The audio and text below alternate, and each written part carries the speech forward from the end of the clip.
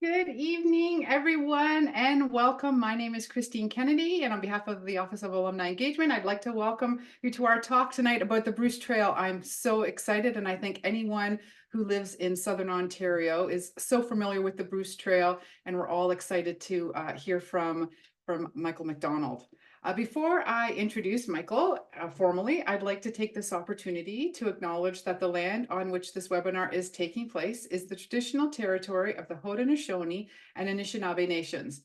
The territory was the subject of the Dish with One Spoon Wampum Belt Covenant, an agreement between the Iroquois Confederacy and the Ojibwe and allied nations to peacefully share and care for the resources around the Great Lakes. For those of you who joined at 1 o'clock, you're probably getting sick and tired of seeing me hosting these sessions. But this talk, along with the one earlier today, the one yesterday, and the two we had last week, and we have two more next week, are part of our Rejuvenate series. And for every event that you attend, your name will be be put into a big pile of names, and we will draw three prizes, three spring-related prizes, because our Rejuvenate series is about spring. So we are giving away a MEC gift certificate or gift card, a Terra Greenhouses gift card, or a Lee Valley gift card.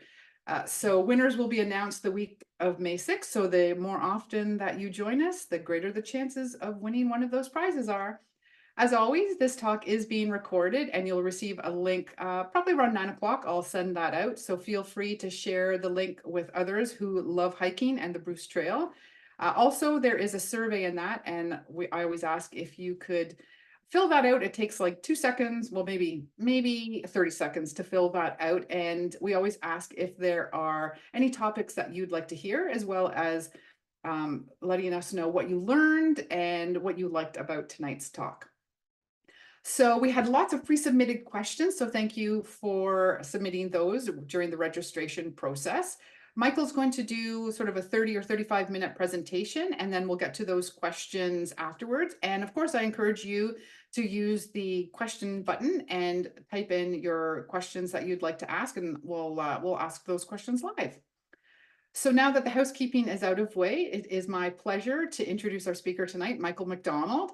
He graduated in 1996, and we were just saying that is an auspicious year because that's the year I also graduated from McMaster. Michael is the Chief Executive Officer of the Bruce Trail Conservancy, otherwise known as the BTC, one of Ontario's largest land trusts and stewards of Canada's oldest and longest marked footpath, the iconic Bruce Trail.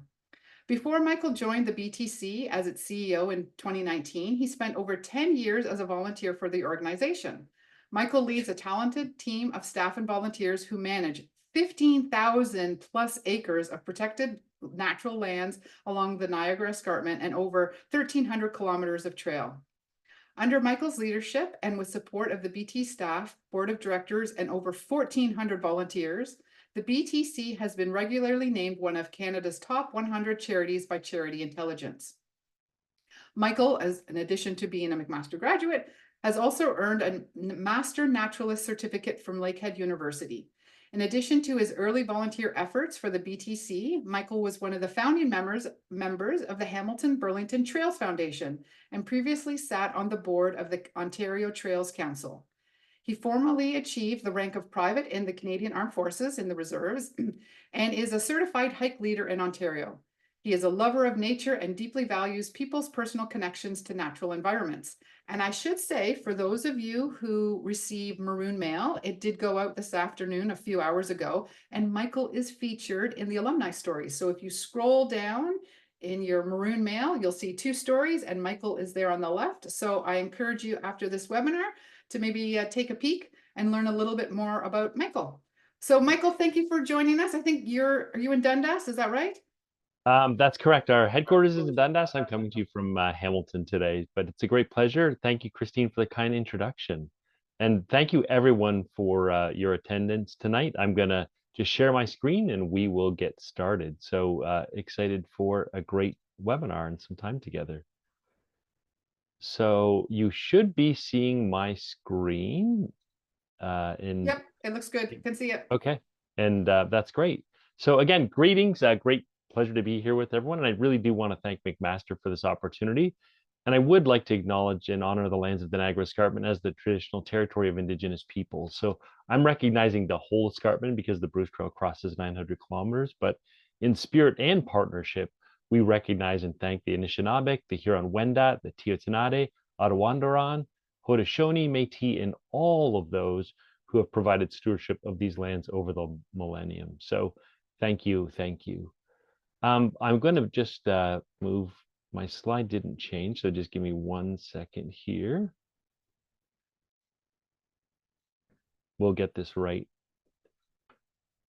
Okay, so hopefully my slide changed for everyone. But at the Bruce Trail Conservancy, we care for the land along the Niagara Escarpment, and it's a UNESCO World Biosphere. We protect and restore ecosystems for the benefit of all, and we also encourage people to explore natural places by making them available via the magnificent Bruce Trail, a 911-kilometer wilderness trail that sits within our conservation corridor. But many people know the Bruce Trail and they think of us as a hiking organization, but the truth is that the hiking culture and our hiking story is only a small part of what we do. And you're going to come to learn tonight that we're much, much more than a footpath. We are an incredibly volunteer-led, inspiring conservation organization and one of Canada's leading environmental charities. But before I talk about our work, I'm going to have to tell you all about the Niagara Escarpment and why it's so important and why it's so special. So the Niagara Escarpment is a 450 million year old landform, and the geology is fascinating. The very creation and appearance of the Niagara Escarpment is the result of hard layers of sandstone and dolostone overlaying soft layers of shale. And so that's sort of the iconic geology of the escarpment that everybody kind of recognizes if you spent any time there. But millions of years ago, this area of southern Ontario and the Niagara Escarpment used to be a large tropical sea. And so geologists have said to us that the escarpment, in terms of temperature, and was really like the Bahamas about 400 million years ago. So the escarpment today, though, given that it was a tropical sea, is filled with fossil records that you can actually see with the naked eye as you hike along the Bruce Trail. But what's important about the Niagara Escarpment and why it's a UNESCO World Biosphere in part is that it represents the largest contiguous stretch of primarily forested land in south central Ontario. So this world biosphere includes the greatest topographic variability in southern Ontario with so many different kinds of habitats. There's Great Lake coastlines, there's cliff edges, talus slopes, wetlands, woodlands, limestone and alver pavements, oak savannas, conifer forests, swamps.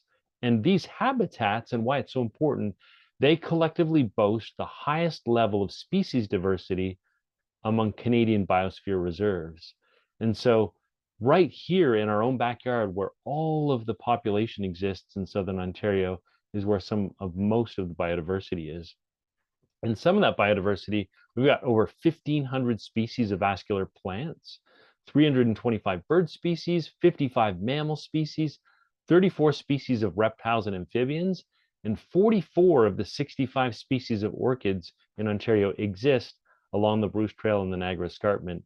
There's also 50 fern species, and I think this is fascinating and such a joy, but the oldest trees in Canada east of the Rocky Mountains, and those are the ancient cedars that grow along the slopes of the Niagara Escarpment, are there for you to enjoy. But in contrast to all this biodiversity that I just spoke about, we have 25% of Canada's population living in within 1 hour of the escarpment. And this area boasts more endangered and rare species than any other life zone in Canada. So you can see with development pressures and with the population increases, it's entirely having an effect on biodiversity in the area. Less than 2% of this landscape is in public ownership, and 73% of the landscape across the Niagara Escarpment is in highly productive agricultural land. So forest cover, therefore, has been reduced from 80% just to about 11%, and the forest interior, which is a really special habitat for certain species, has just been reduced to only 2%. And then finally, wetlands have been reduced from 28 to 5% over the last couple hundred years. So the landscape has greatly changed, and you can understand now why it is that we want to protect this place. So in the 1960s, people were just waking up to environmental issues, and Rachel Carson had released her groundbreaking book, Silent Spring, that sort of made the premise and the argument that people, humans, were having a net negative impact on the natural world. And her book also brought to light, the fact that pesticides and other chemicals and pollution were having detrimental effects on birds and other wildlife populations. And then elsewhere around the world, the environmental movement was just starting to take shape. But in 1962, a local quarry literally blasted a hole right through the Niagara Escarpment. And you can see it in the picture there. This is known as the Dufferin Gap, and it can be seen from the 401 from over 3 kilometers away. So it literally blew a hole right through the Niagara Escarpment. And that helped galvanize the public to start to think about protecting the Niagara Escarpment. And that's really where the Bruce Trail story begins. So it did begin as a dream. And like all great stories, our story is a dream. So 2 years prior to the Dufferin Gap, our founders noticed that the escarpment was being developed at a pretty rapid pace. And they came up with the idea that if people hiked along this beautiful landform and natural wonder, they would fall in love with it. And once they fell in love with it, they would want to protect it. And that's really, really our goal. It was never to be the greatest hiking trail in the world. It was to get people out in nature so they could connect with it and fall in love with it so that they would protect it. And we're still doing that today. And so with no resources, no financing, no staff, Ray Lowes, a local metallurgist from Stelco, wrote a letter to the Ontario Federation of Naturalists and won support for this idea of a public footpath across the Niagara Escarpment. And Philip Gosling was tasked with finding a route for the Bruce Trail and started hosting meetings all along the escarpment to ask private landowners to allow the trail to cross their land and to help build the trail. And I just want to talk a minute about how bold that vision really was. No resources, no staff, but they had the dream to have a trail go across the entire Niagara Escarpment. And they literally started knocking on doors and asking people, can we build a trail on your property and will you let us pass? So we're so grateful that they had this vision, because 60 years later, we've done a lot of great conservation work together. And I'm going to talk a little bit about that now. So, but it's volunteers that have helped create the Bruce Trail. It's volunteers that maintain the Bruce Trail. I'm going to talk a little bit more about them shortly. So here's an article from the 1960 Financial Post that's a stark reminder for our why. And it asks, can they save this ribbon of wilderness? And that's really what the Bruce Trail Conservancy is trying to do. And I'm happy to report that we're making really, really great progress. But fascinating to think that that question still rings through today for us as an organization. And again, I'll be able to tell you about some of the great work we're doing. But support for the creation of the Bruce Trail really came into force in 1962 in what was called the Telegram Hike. And at that time, there was a strong rivalry between two major Toronto newspapers, the Toronto Star and the Telegram. And the Star offered up a grant to begin to work on 10 miles of the trail. And I said miles on purpose because we were still using miles back then. But the Telegram offered to organize and finance an exploratory hike from Burlington to Collingwood. And they said they would send a reporter to hike with the hikers and write a daily write-up in every edition of the newspaper. So the public was literally tracking the progress of this hike every single day. And that really fired up the imaginations and galvanized support for the Bruce Trail. So some of those early founders were Ray Lowes. That was the visionary that had the idea about this public footpath after some of his own adventures along the Appalachian Trail. Dr. Aubrey Diem, a professor of geography at Waterloo University. Charles Harris was an executive of something that was called the Canadian Youth Hostels Association, who had the dream that we would build hostels along the way so that people could completely hike through the Bruce Trail. And then Bob Bateman, who was a Burlington High School teacher, but who eventually became known and is well known now as Robert Bateman, one of Canada's most celebrated wildlife artists and painters. And I'm sure everyone knows who Robert Bateman is. Then we had Harry McCartney, a field commissioner from the Boy Scouts. And they were involved in the early days, and then Bob Crossan, teacher at Nelson High School. So this unique group of individuals really, inspired people to think about what was possible by exploring where the route of the trail could be. And it's a really fun sort of origin story for our work. So here's a beautiful quote from Ray Lowes from 1963 that I found that actually seems like it could have been written today. And so it reads, "The Bruce Trail brings the very existence of a unique resource sharply to the attention of a population used to taking things for granted." And that was again in 1963, and will inspire a desire to protect and preserve for further encroachment a green belt. So we were talking about the green belt in 1963 across the province, which could be the pride for future years. And again, so visionary and so grateful that that this happened, and you're going to learn about how we evolved some of what they started. So our mission today at the Bruce Trail Conservancy is to preserve a ribbon of wilderness for everyone forever. And that means we raise funds through membership and donations, and we're actually purchasing land around the trail. And we call that our conservation corridor. So if you think of a massive ecological corridor that goes from Queenston all the way to Tobermory, the Bruce Trail sits within that conservation corridor. And in the face of biodiversity loss and climate change, we're focused on protecting more Niagara Escarpment land every year. And that preserving of that ribbon of wilderness is critical. And in some places along the trail or within the conservation corridor, our ribbon is very thick and healthy.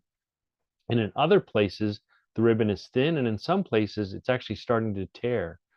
But the importance of this massive ecological connection in this corridor cannot be understated, because it's not only important for the movement of people who recreate along the Bruce Trail and enjoy connections to nature, but this is an important corridor for the movement of species, many of which are at risk or threatened or endangered. So when we say we're preserving a ribbon of wilderness for everyone, we really mean that.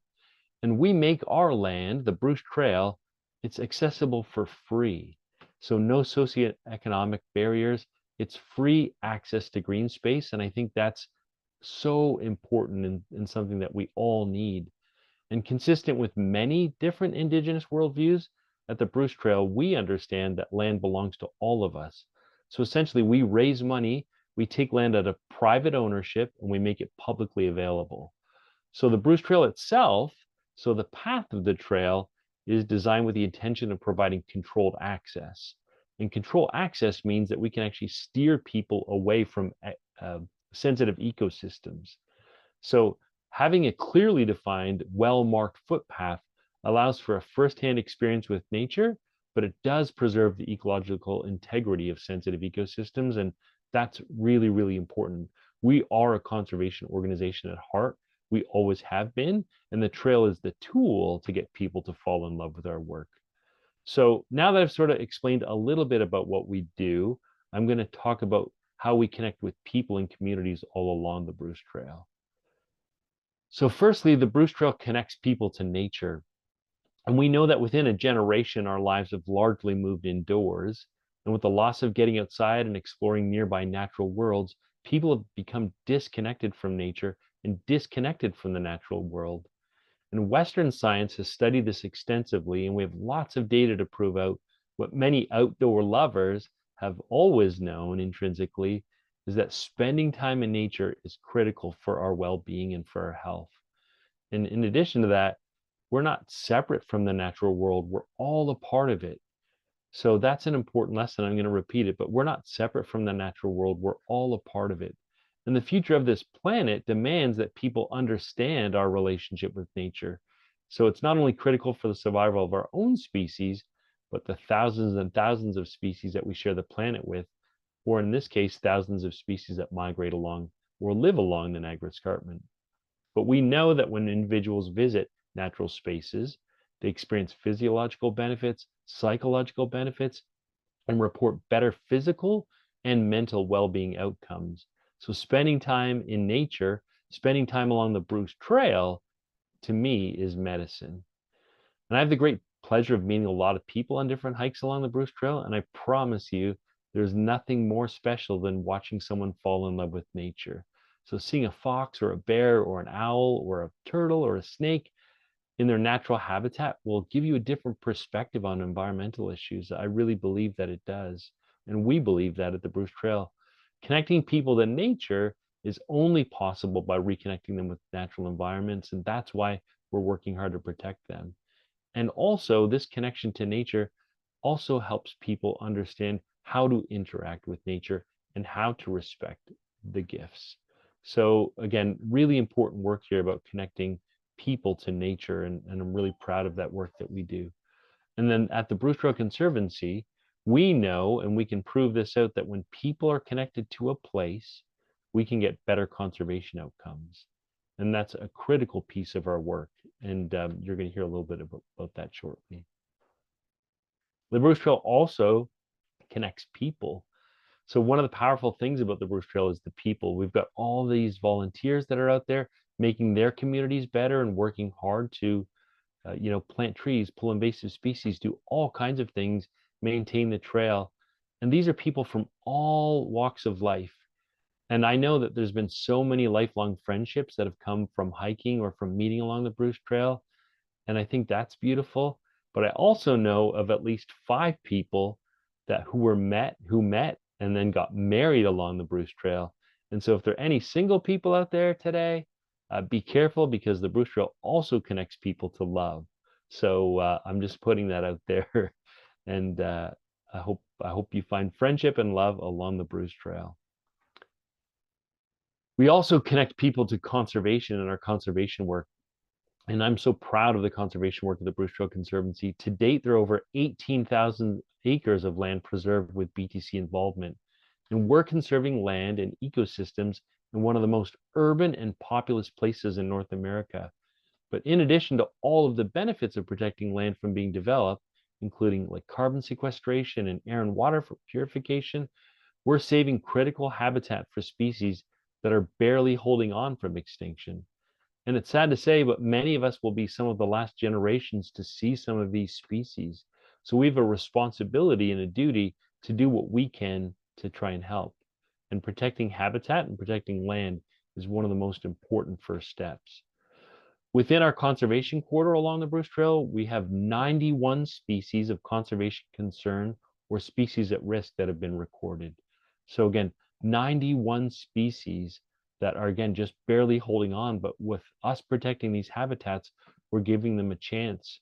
And I think that's critically important.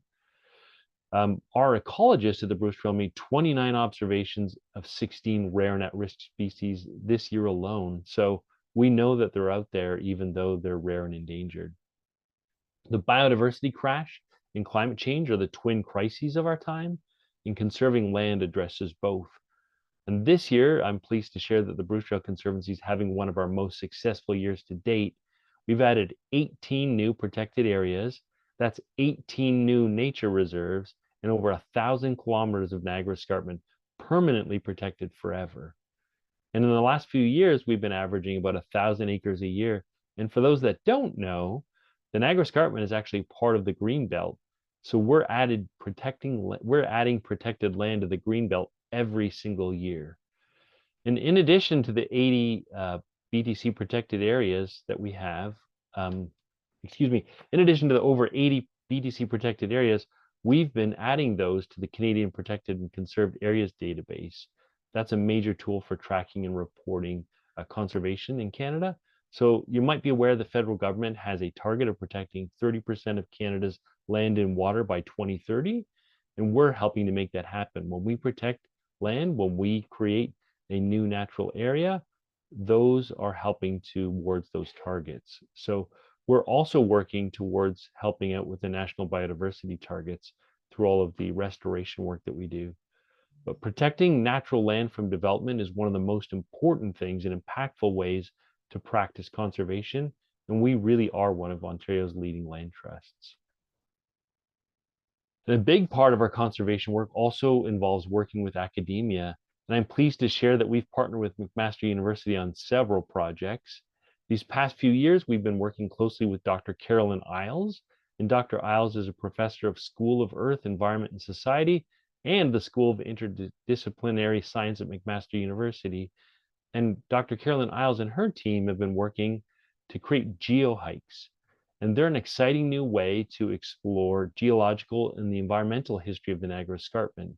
So each geohike is a virtual field trip and a story map of a significant area along the Bruce Trail, a self-guided tour, if you will, of the geology, of the fauna. So you can actually walk along the Bruce Trail, and with your phone or with your iPad, you can learn as you go and do a self-guided tour.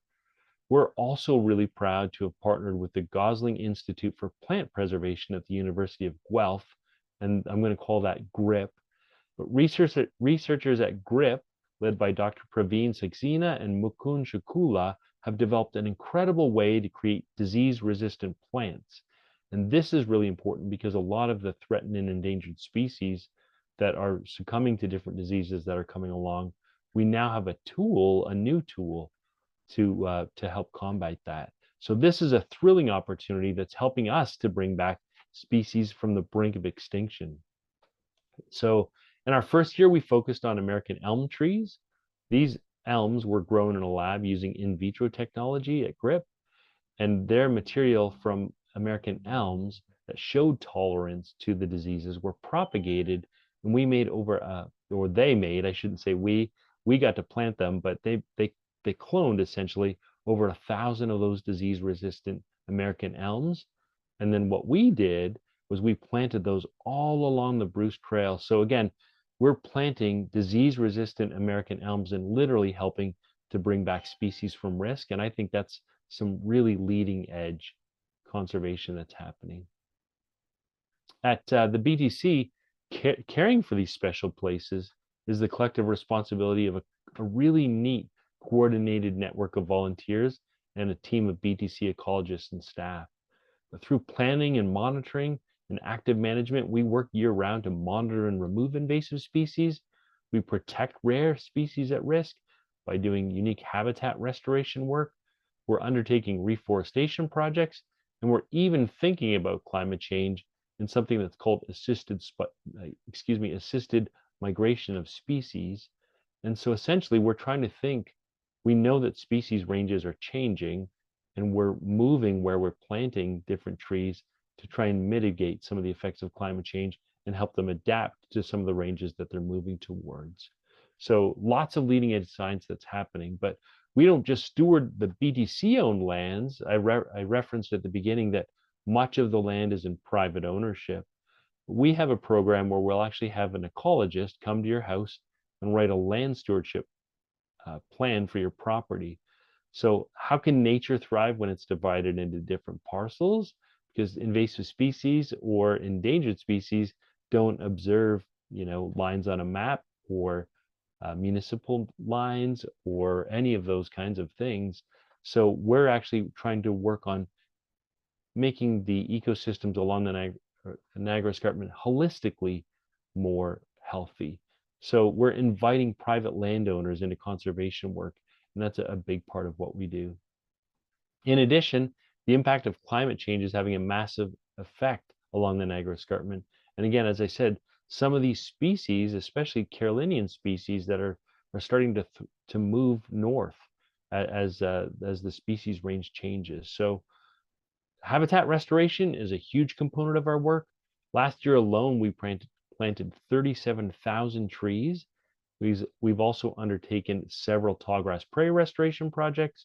And tallgrass prairie, if you don't know, is a really globally rare ecosystem, and it's vital to the survival of several species, but mostly important for grass nesting birds. So tons and tons of great work happening there.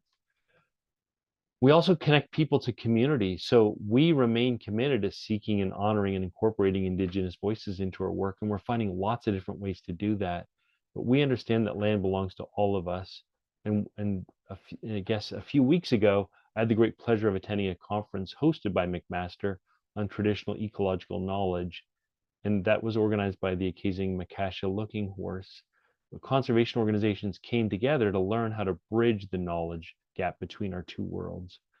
And it was a great pleasure at that conference, Indigenous scholar and the author of Braiding Sweetgrass, Dr. Robin Wall Kimmerer, taught us that healing Earth and connecting with Earth is actually a form of reconciliation. So for the Bruce Trail, our critical work in restoring the natural world is an act of reconciliation. And I think that's so important. We need to restore natural law, and we need to come back into balance with nature. And we're really working hard to do that. At the Bruce Trail, we've also been trying to bring Indigenous knowledge into our land stewardship plans. So traditionally, we've been using Western science to manage all of the lands that we are stewards of. But now we're actually trying to find ways to bring that Indigenous knowledge in. And we know that Indigenous-led conservation projects are wildly more successful. So we're excited to continue to do some of that work as well. But all of these different communities that we connect to are so important. And when I talk about connecting community, we go the Bruce Trail, 911 kilometers, 1,300 kilometers of trail in total with all the side trails. We go through 23 municipalities, 7 different conservation authorities, which is actually 46 conservation areas. We go through the Saugeen Ojibwe Nation lands at Cape Croker. We cross a national park. We cross Ontario parks. We cross the lands of Ontario Heritage Trust, the Royal Botanical Gardens, Brock University, wineries, and then we have private landowners. There are still 600 people who allow the Bruce Trail to cross their property. So what a great gift to their community. And the connectivity of the trail is so important. The connectivity of this conservation corridor is so important. And it's through the generosity of landowners that can happen. So the Bruce Trail is an amazing community. It's a community of volunteers, a community of membership, a community of nature lovers. And we'd love for you to be a part of our community as well. I also wanted to talk a little bit about how the Bruce Trail connects people to happiness, but I want to talk a little bit about our volunteers because they get such joy from the work that they do. But at the Bruce Trail Conservancy, our work is entirely fueled by individual donors and volunteers. And for over 60 years, volunteers have been the driving force of the Bruce Trail Conservancy, who are working really hard to protect the land in their own communities and to maintain the trail so that it's accessible for all. So volunteers from all of the communities along the escarpment take an active role however they can. And last year, the Bruce Trail Conservancy volunteer hours totaled the equivalent of 89 full-time jobs. And that's just incredible. So the Bruce Trail is actually divided up into 9 volunteer clubs. And these clubs are critical to the success of our organization. They each maintain their section of trail. They connect with their local communities, and they do tons of restoration work, again, within their local area. So protecting the Niagara Escarpment demands that we continue to ignite the imagination of people so that they want to get involved and help us move forward. And we have to continue to invest in engaging with real people and recruit them to help us do this great work. So thanks to the volunteers that are out there. We're so grateful.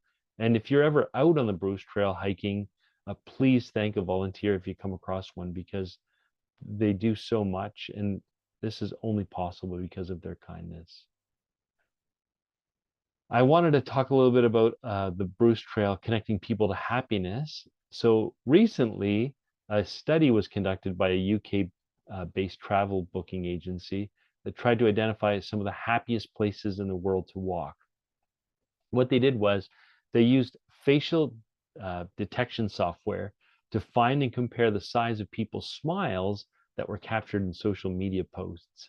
And then they used that to generate a score, a happiness score, as a way to tangibly measure how happy people were as they were in different places around the world. And I'm pleased to say that, using the smile recognition software and scouring Instagram for photos of people walking, the Bruce Trail came 6th on the list of the 20th happiest places to walk in the world. So we had a happiness score of 93.67.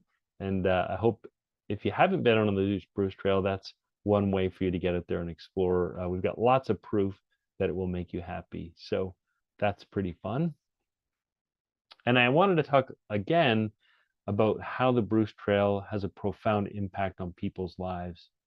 And one of the greatest parts of my job is reading notes from people who have completed their end-to-end.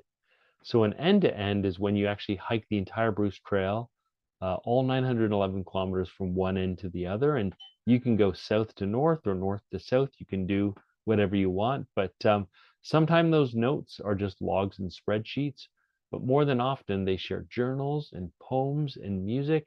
And the Bruce Trail really does have an incredible impact on people's lives. For some people, the Bruce Trail is adventure. For other people, it's exercise. For some people, it's a connection to nature. For some, it's a connection to people. That's where their friends are. And for some, hiking the Bruce Trail is even spiritual. But I've read notes from cancer survivors or from people that were hiking to process deep grief and loss. I've heard stories of fathers and daughters and mothers and sons hiking the trail together. And one of my favorite things to do is to go into YouTube. And if you search for Bruce Trail, you'll find countless videos of people that are having all kinds of adventures along the Bruce Trail. And one of my favorites is by a musician and videographer. His name is Steve Welch.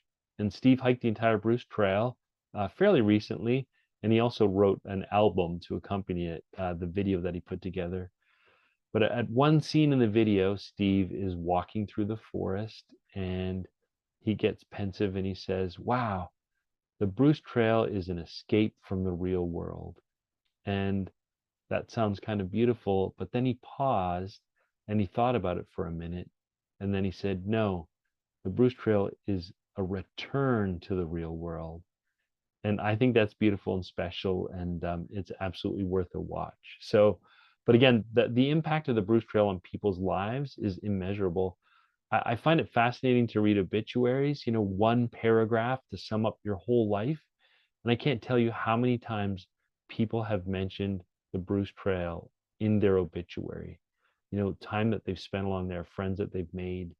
It's really, really an important part of people's lives. And it's such a great joy to be a part of it. I see it mentioned all the time. And the Bruce Trail has had a really powerful effect on my own life. And when I was first hired as CEO, I was so full of gratitude that I decided I wanted to write letters to all my environmental heroes. So I wrote to Jane Goodall and David Attenborough and David Suzuki. And I got a postcard back from David Attenborough saying, "Sorry, Sir David gets too many letters and can't respond." But then I got a handwritten note from David Suzuki saying how important it is to connect people to nature. And I was so, so grateful for that. And then I got a handwritten note back from Jane Goodall. And that's these two letters are real treasures to me. But Jane sort of talked about the crazy travel schedule and how much commitment you have to do this work. But she ended her note with something special and something that I really think about every single day that I'm working at the Bruce Trail. And what Jane said was, "We will never forget our time in the forest.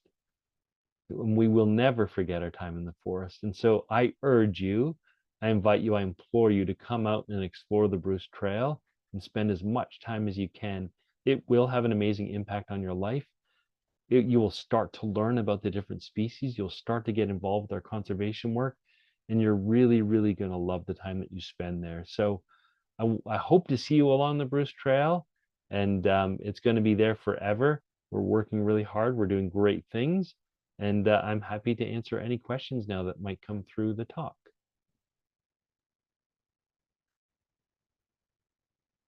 Thank you, Michael. Wow, that's great. Oh, it's interesting. You were talking about all the different species in the Bruce Trail, sort of at the beginning. And you're talking about the invasive species. And for anyone who was on the webinar this afternoon, it was gardening, but our speaker, Kathy, was, talking about just how we don't really think of invasive species, kind of we think of like animals, but there's so many plants, and the plants are really the foundation of ecosystems. Absolutely. So does your organization, does the BTC, like, do they go through and try to take out, like, I think, I'm just thinking mustard, what is that like? Yeah, so garlic mustard. No, Garlic. so no, you're absolutely right. I mean, that's a great part of our work. So what happens when we acquire a new property, we have ecologists go out and they do 3 seasons of biophysical inventories, and they kind of get a sense of what species of both plants and other things are on that land. and then we write a land management plan. And one of the very first things that we do is, write a plan to remove all of those invasive species. So along the Bruce Trail, those are things like garlic mustard and dog strangling vine and so on and so forth. But you mentioned the garden centers this morning. Periwinkle is actually an invasive species that's spreading into the forest in a lot of places along the Bruce Trail. And so, but periwinkle is still sold in garden centers. And so, understanding natural environments and ecosystems, and that's what we hope that hiking along the Bruce Trail will excite people to do. It's critical to understand those plants and start to learn them so that you can understand which ones are healthy for ecosystems and which ones are threats. Yeah, it was fascinating to learn about that this afternoon, and it blends in nicely with this talk. Absolutely. Yeah, because we have this very vibrant, biome, and if we don't take care of it, if we let invasive species take over, well, then that has huge ecological ramifications on the existing, the native species, both flora and fauna. Absolutely. So one of the things that we do at the Bruce Trail is we actually work to put boot brush stations along the Bruce Trail so that you're not spreading invasive species. So at different trail access points, you'll see boot brushes, and we identify the different invasive species that we're targeting to try and remove. And we encourage people to, use the boot brush to scrub off any mud or seeds that they might have accidentally either brought into the forest or maybe taking away. And that's one of the ways that we do try and combat that along the trail. Right. Oh, that's great. It reminds me, if you go to Australia, and I think maybe New Zealand too, I can't remember, or maybe both, because they're islands that Yeah, they want to look at your boots. You can't, and I know when you come into Canada, they want to make sure you haven't been on a farm or anything in a previous country. But yeah. from what I can remember going to Australia and New Zealand, they were very serious about making sure that nothing is brought in from other countries because, these invasive species, and if it's just one tiny little seed that you happen to have on there, that could wreak havoc.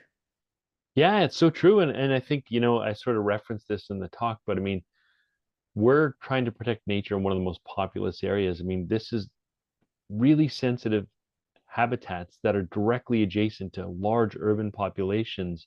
And so there's a lot of work that needs to be done to keep these ecosystems healthy. Absolutely.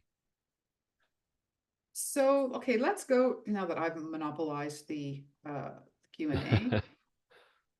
Let's go to some of the questions. So some of these are more sort of Bruce Trail specific questions. Sure. So, and I apologize for those who asked the questions. I didn't include your names when I sent these to Michael earlier. So someone is asking, is an old Bruce Trail guide still useful? I believe they have it from 1994. Yeah, that's amazing. So old Bruce Trail guides are not super useful because the trail changes so much. So each time that we're acquiring, new land, the trail can change. And so it's entirely possible that some of the maps that are in that guidebook are no longer correct. But what I will tell you is that we've got like a raving fan club of Bruce Trail lovers out there, and those old guidebooks sell for a lot of money on Kijiji and other places. They're collector's items. So I would say hold on to it and enjoy it. That's a really beautiful piece of history. And some of the older guidebooks were hand drawn, so we've come a long way since the 1960s. But hold on to them; they're treasures for sure. So speaking of maps, someone then did ask, they're interested in maps of the Bruce Trail. So can people find those on your website? Are they free? Do they need to purchase them? Where can they find them? I guess if someone, was wanting to do trail to, head to head, or if they just wanted to hike a part of it. Yeah, so great question. So maps are like a critically important part of our world at Bruce Trail Conservancy. We have a full-time cartographer on staff who's literally producing maps every single day for different purposes. But you can go to our website, you can download maps, you can purchase some of those. We actually have a Bruce Trail app that is really fantastic. It's a great way to navigate the Bruce Trail. And what I love about it is that as the trail changes, so sometimes it happens where the trail needs to be rerouted for some reason. Maybe there's flooding going on or something like that. And the Bruce Trail app is updated in real time. And so you'll get the updates as you get out and hike. But what really excites me about the app is that you can turn on a feature that shows you when you're on one of our Bruce Trail protected nature areas. And I reference all of the land that we own along the Niagara Escarpment, all of the land that we steward.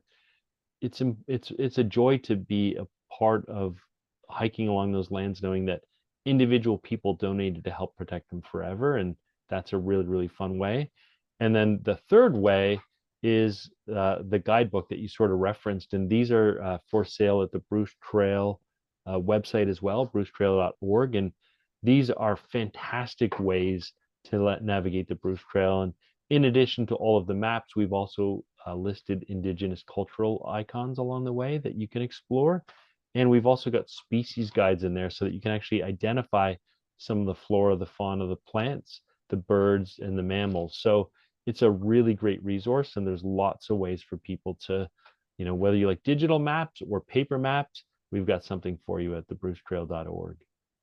So on that, I have two questions. The first is, you talked about digital. So I'm assuming there aren't any dead spots along the Bruce Trail. So if you have your phone, you're always connected to the GPS. Yeah, so there are dead spots as you move further north towards Tobermory. There are definitely some dead spots, but our app, we actually allow you to download the maps. So if you lose your cellular signal, the map will still load and the phone will still know where you are. So we've sort of built that into the app, and we could do a whole webinar on hiking safety. Today I was focusing on more of our conservation work, but be happy to come back one day and just talk about, how to hike and what are some hiking tips. And as an example, if you were to do the whole Bruce Trail, you would be hiking every day for 8 hours. It would take you about 32 days. So there's lots of great hiking culture that we have, and etiquette that we can teach for sure. So, okay, on that note, and then I'll go back to my other question. What is the most popular? So I know lots of people do the full month or a little over a month, and that's basically a job, hiking 8 hours. Is there sort of a more more popular, maybe a long weekend? And if so, is it sort of at the Tobermory end, or is it at sort of the Niagara Falls end, or maybe it's in between? No, it's a great question. So we actually offer, last year we offered up 1,600 free guided hikes. So the clubs are always offering to take people out on free guided hikes, and that happens every single day of the week and on weekends. If you go on our website, we've got a hiking calendar and you can join hikes and participate that way. But if you were looking to complete the whole Bruce Trail, you can do it. It's funny, I mean, you don't have to do it 8 hours a day for 30 days. Some people do it over 10, 20, 30 years. They just hike off little bits as they can. But one of the great ways to do it is that each of the clubs has something that's called an end-to-end weekend, where you can do one of the 9 sections in a weekend. So imagine that the Hamilton area, that's known as the Iroquois Club, I want to say it's about 120 kilometers. They do that over 2 weekends. So you're hiking about 35, 40 kilometers a weekend, but after 2 weekends in a row, you've completed that whole section. And that's a really great way. And the best thing about doing that way is that the club has rest stations and snack stations and water stations every 5 kilometers. So it's a really great way to hike the Bruce Trail with lots of support. That would be my kind of hiking. I am Yeah. very active, but I do not like to camp. So that was my other question. So if it's in a weekend, where are you between, let's say, 8 o'clock at night and 6 o'clock in the morning? You're camping? Yeah, well, great question. So there was always the original vision of the Bruce Trail that you could through hike the Bruce Trail. And one of the original visions was to have what are called overnight rest areas. So places that you could camp along the way. The truth is that those camping sites are regulated by the Niagara Escarpment Commission, and we don't have enough of them to actually make it so that you can through hike the Bruce Trail currently. We are working on that. We've built that into our 2030 strategy that we're working on. But what a lot of people do, when I reference community and all the municipalities that we cross, there's a whole ecosystem that exists outside of the Bruce Trail through bed and breakfasts and Airbnbs, and we've got people that Uber back to their car, and we've got something called Trail Angels, which are volunteers, amazing volunteers that will meet you somewhere and drive you back to your car. So there's all different ways that you can do it. There's campgrounds, absolutely, that you can stay at, but most people are essentially hiking during the day and going to stay somewhere at night and then coming back the next day. But it really is our goal to make that happen, through hiking plan in the not too distant future. Well, I like the idea of going to a bed and breakfast, having a nice Yeah, shower, and someone making me a delicious breakfast, and then off I go it's a for my great next way. day. It's a great way to do it. A lot of people do it that way. Absolutely. So Teresa is asking, I'm going to take some, weave in some of the Sure. live questions. Teresa's asking, is there anything being done to update the app to include information on degree of difficulty and elevation? So yes and yes, we're always sort of improving the app with each iteration. So each different version. In one of the more current version that's coming up, we're looking at making it so that you can identify when you've hit the end of a club section, as an example, when I sort of reference the 9 clubs. But that's the elevation one. I don't know that I've heard that one before, but I will definitely connect with our team and write that one down. And but the app is honestly fantastic, and it's free. And what I love about it, sorry, it's a free trial. I think it's about 2.99 a month, but essentially you can only pay for it in the months that you hike. So if you want to, hike in, let's say, September, October, you can, pay it for those months and then not pay for it the rest of the year. There's lots of different options that are affordable in all kinds of ways. Great. Yes, it's having the app probably is very convenient for people, provided then you go to your Airbnb or your bed and breakfast and you can plug your phone in so Charge your that, phone, yeah, that's charge your right. phone so it doesn't die. So Rick is asking, he has 2 questions. Yes, Rick, this webinar is being recorded and you'll get a link with the recording. So don't worry that you hopped on late. And so he's also wanting to know, does the BTC have an archive, museum, or other collection of artifacts? Yeah, a really great question, Rick. So we do, every time someone completes a complete Bruce Trail end to end and they send in their logbook, those get put into our archives, and the Bruce Trail official archives are actually housed at the Hamilton Public Library. So you can go into the public library and there are a multitude of artifacts and pictures from our long history, and there's some fascinating things in there. So yeah, please visit the Hamilton Public Library and you'd be able to explore our cultural history as well. And Rick is also asking how he could contact you. And I think, Rick, if you just go on to the Bruce Trail Conservancy um, website, it Website. says like contact us, and then just send an email that way. Yeah, I look forward to hearing from you, Rick. So thank you. So Joy is asking, you talked about some of the endangered animals. So she would like to know, what are some of the endangered animal species on the Bruce Trail? How do you become involved as a volunteer? Oh, great question. So all if you want to get involved as a volunteer, you can just go to our website, and we've actually got like a volunteer, I want to volunteer section, and you fill out a little bit of information, and someone will reach out to you and ask you what interests you. So you don't just have to maintain the trail or pull invasive species. We've got all kinds of different ways that volunteers can get involved. So thanks for asking. We'd love to have you. And so please go to the website and check out the volunteer page.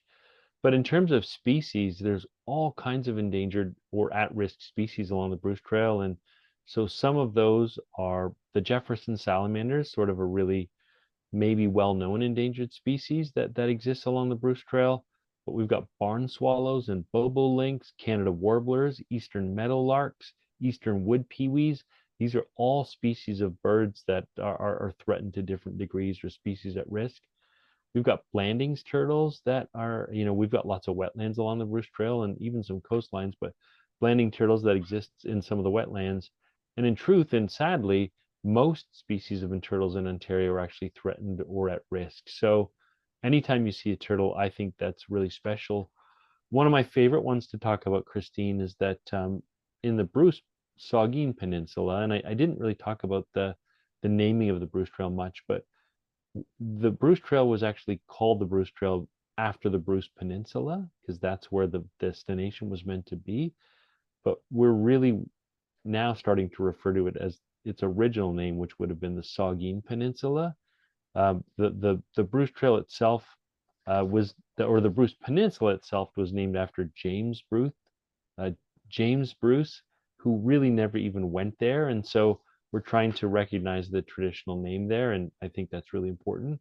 But going back to the different species, in the Saugeen Peninsula, the black bear population has actually been cut off genetically from the rest of the black bears in Ontario based on the way that the highways were developed. And so those species of black bears are actually at risk. And it's thought that they might only exist for another 50 years. So we've been really lucky in the last few years to protect some huge acres of land up there, which are important habitats for black bears.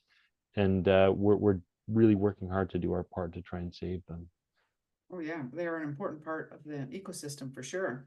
Yeah, So a question I had before, I said, oh, I want to ask you two questions. sure. And the Saugeen, when you were talking about the Saugeen Peninsula and trying to get back to sort of the original name instead of naming it after some dude who never even enjoyed the trail.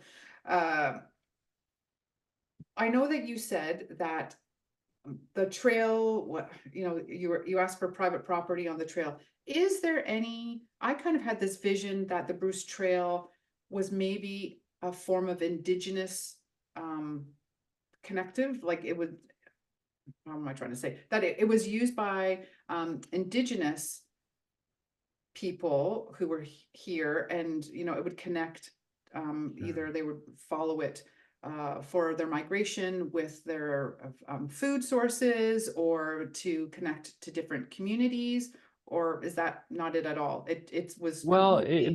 that's partially true. So the route of the Bruce Trail. So the route of the Bruce Trail was actually sort of chosen in the 1970s in collaboration with the Ministry of Natural Resources, where essentially it was plotted out to try and highlight Niagara Escarpment features.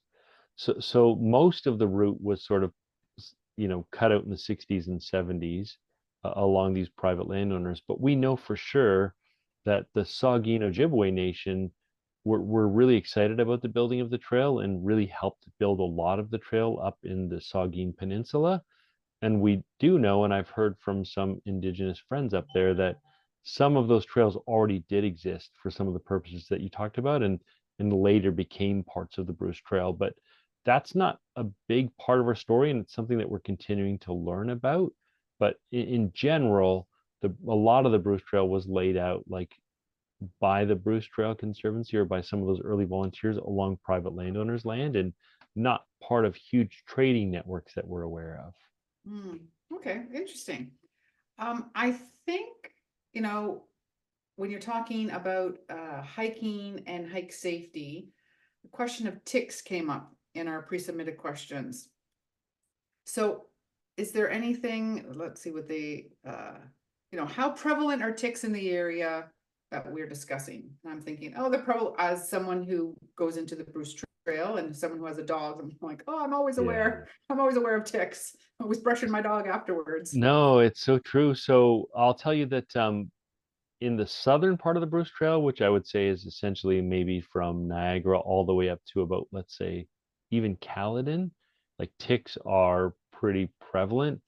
Niagara really is a hot spot, and Hamilton is becoming one as well. And part of this is because of climate change, that these species, these ticks now don't die out over winter as they once did. But it's it's a serious thing. As hikers, we've got good protocol. So typically you see a lot of hikers, they tuck their pants into their socks, but regardless, you need to do a tick check when you get back home. And so uh, you know, get get naked, get a mirror, and make sure you've got no ticks after a long hike. And that's just the new reality for hikers everywhere in Ontario. Yes, and unfortunately, that is true.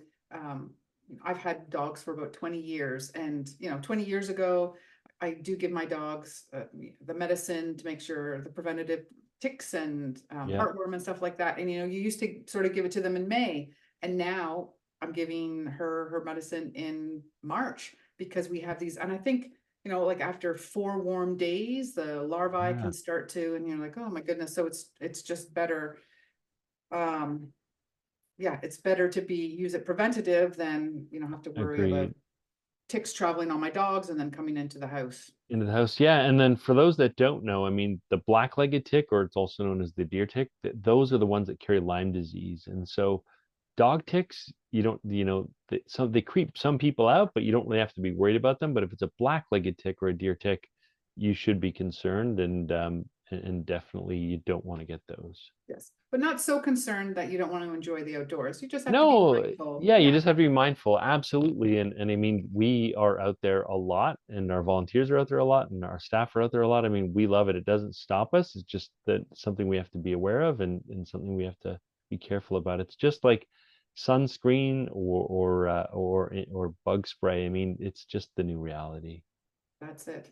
Exactly. Well, it is just a little after 8, Michael. So I'm going to thank you so much for taking time out of your day to give us that lovely presentation. Thank you everyone for joining us. Hopefully this has inspired you to maybe either volunteer or just get out and enjoy the forest, whether it is the Bruce Trail, depending on where you're joining us from. Or if it's just getting out in nature and wanting to enjoy the smells, the crunch of the dirt underneath your feet. It's such a wonderful feeling. I love being outside. And before the webinar, I was saying I live in Ancaster and I love going into the heritage trails, and then the Bruce Trail cuts across it. Spend lots of time. I used to run lots of time running in there, which was fun to go in because Ancaster, I'd go down and then I'd have to run back up, which was Yeah. never a pretty sight. But love spending time outside, and I'm hoping that one day I will bump into you in 3D instead of in 2D, Michael, when you're out on the trails as well. I hope so too, and happy to hike with you anytime. So thank you, thank you. Thank you, Michael. Thanks, everyone. Once again, you'll get a recording of this. And if you are interested, maybe Shelley, you can pop up we have some more talks coming up next week. We have a talk on, we're talking outdoors. We were talking about outdoors basically for the last 3 talks. But next week, we're talking indoors. We're talking about designing your home in 2024. And that is on Wednesday. That's during the lunch hour. And oh no, sorry, that is on May 2nd during lunch hour. And on Wednesday, the 1st in the evening, we have a pediatrician who has written a book about basically how you can find happiness there we go, Secrets from the Science of Toddlers for a Happier Life. Dr. Morelli is a pediatrician in the hospital, McMaster Children's Hospital. He has written a book and it's gotten some great press. So we're happy to have him on and find out what he has learned as a pediatrician and how he's sharing his secrets with us. So hopefully you will want to join us for one of those 2 events. And if not, we still have lots of events coming up over the summer and in the fall. So I look forward to seeing you, well, you seeing me. I'm seeing your names on the registration list. Thanks, everyone. Have a wonderful evening and take care.